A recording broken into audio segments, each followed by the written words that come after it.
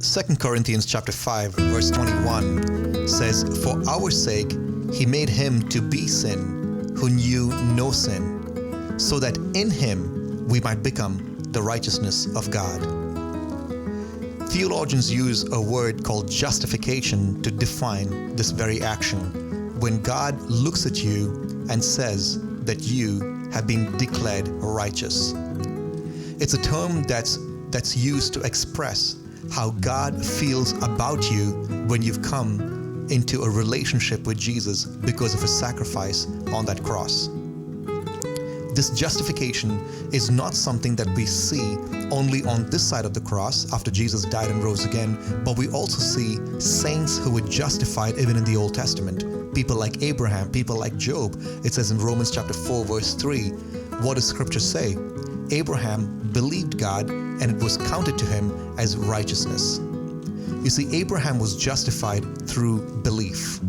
And so was Job, and so was many others in the Old Testament who had a deep relationship with God.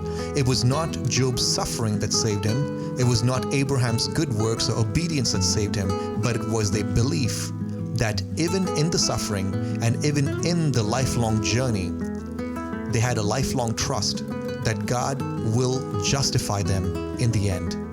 The book of Hebrews tells us in chapter 11 that Abraham even dwelt in the promised land as a stranger, and he lived like he was in a foreign country. He lived in tents with his son Isaac, and so did his grandson Jacob. And then it says he was looking forward to a city with foundations whose architect and builder is God. What justified the Old Testament saints? It was belief. And what justifies New Testament believers? It's their belief. You see, a truly justified person trusts Jesus not only for their salvation, but for all their day-to-day needs and their desires. If you're trusting Jesus only for your salvation, what you have is some religion and not justification.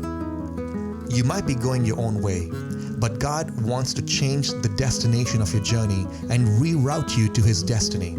But for that, you first have to be justified. And that is more than being made right with God for salvation, but now trusting him to help you live a life of salvation in everything, even in your failures and sin and suffering, knowing that he has justified you and will justify you. Are you trusting him in everything, every day? Believe on Jesus and let his righteousness be yours.